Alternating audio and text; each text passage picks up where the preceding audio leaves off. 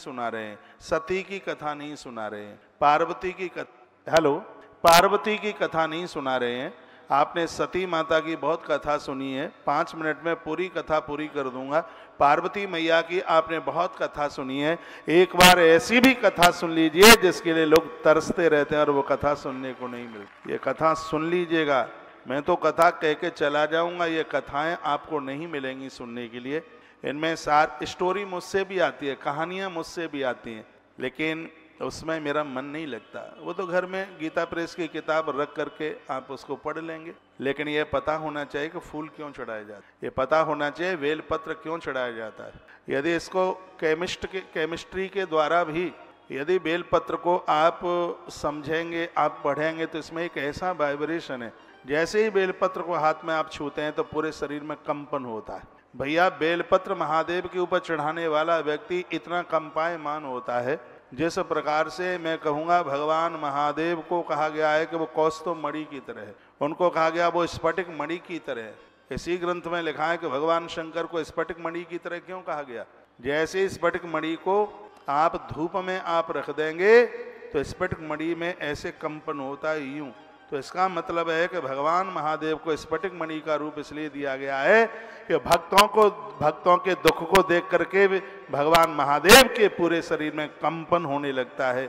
वह अपने भक्तों के दुख को नहीं देख सकते। बेलपत्र को आप टच करते हैं तो बॉडी में इतना जोर से वाइब्रेशन इसमें होता है और उस समय नकारात्मक चीजें ऐसे निकल के बाहर जाती हैं, जिस प्रकार से सोने को भट्टी पर चढ़ा देते हैं तो उसका जो विजातीय पदार्थ है वो पिघल करके बाहर निकलता है, उसी प्रकार से हमारी देह से दुर्गुण ऐसे वापस जाते हैं। पीपल की पत्तियां हैं, बेल की पत्तियां हैं, तुलसी की पत्तियां हैं, इनमें ऐसा सिर्फ एक पूजा के रूप में उसको देखा जाए नहीं, इसका एक वैज्ञानिक दृष्टि। तो ये चीजें मैं आपके बीच में रख रहा हूँ। हो सकता है कहानियां कम हो सकती हैं, लेकिन जो ये मैं संदेश आपको दे रहा हूँ उसको एक बारीकी से समझिए, ये चीजें आपके बहुत काम में आएंगी। कौन बताया गया ये चीज कि भगवान महादेव को त्रिपुंड आप लगाते हैं, एक लकीर आपको विद्या देती है, एक लकीर आपको धन और एक लकीर आपको आयु देती है, इसलिए त्रिपुंड लगाया जाता है।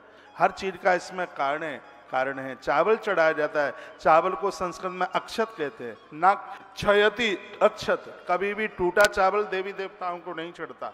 चावल चढ़ाने से आपका परिवार बिखरता नहीं है, घर के झगड़े लड़ाइयाँ ये सब समाप्त होते हैं। किसी भी देवता की पूजा पानी और चावल के बिना पूरी। जल जीवन है ऐसा कहा गया है। जल को 2 भागों में बांटा गया है।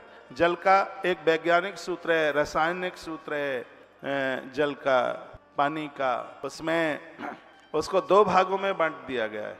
उसके 2 परमाणु बनाए गए हैं, एक निर्माण के लिए है और एक प्राण बचाने। जो हम पानी पीते हैं प्राण बचाने के लिए, पानी को 2 भागों में लिया गया है। एक पानी निर्माण के लिए, आटा गूंथेंगे, दीवारें बनाएंगे, मकान बनाएंगे, जल। तो ये भगवान महादेव के ऊपर जल, परमात्मा हमारा निर्माण भी करता है, महादेव हमारे प्राणों की रक्षा भी करता है, इसलिए उसको C2O H2O। थैंक यू बेटा, मुझे पता था कि तू बताएगी। H2O, इसमें हाइड्रोजन के 2 भाग है और ऑक्सीजन का 1 भाग है। समझ रहे हैं आप? हाइड्रोजन निर्माण का है और ऑक्सीजन प्राण बचाने का। H2O। मैं विज्ञान का विद्यार्थी रहा हूँ, गणित मैथ मेरा सब्जेक्ट रहा है, तो इस धरती पर निर्माण में जल बहुत लगता है, पानी बहुत लगता है और प्राण बचाने से 2 गुना निर्माण में पानी लगता है। जो हम पीते हैं उससे भी ज्यादा खपत निर्माण में है। तो भगवान महादेव को जल क्यों प्रिय है? क्योंकि भगवान महादेव के द्वारा हमें ऑक्सीजन मिलती है और भगवान महादेव के द्वारा ही निर्माण हो रहा है।